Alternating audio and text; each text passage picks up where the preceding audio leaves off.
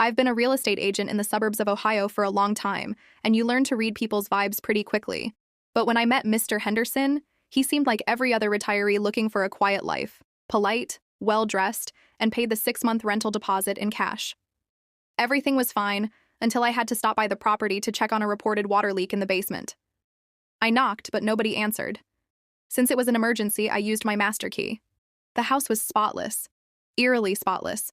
No mail on the counter, no dishes in the sink, not even a jacket on the hook. It felt like a museum.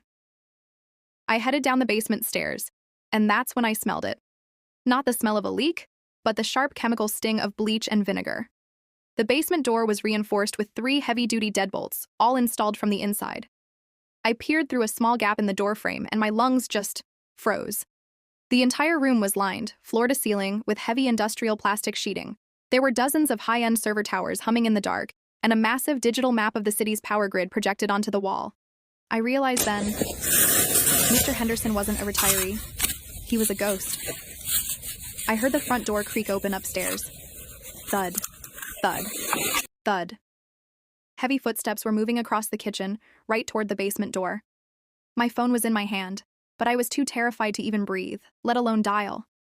I squeezed into the tiny crawlspace behind the furnace, my heart thumping so loud I thought he'd hear it through the walls.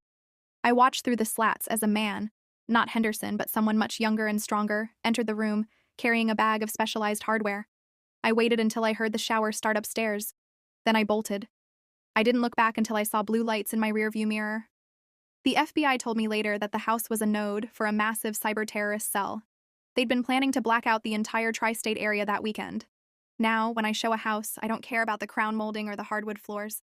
I check the basement locks first.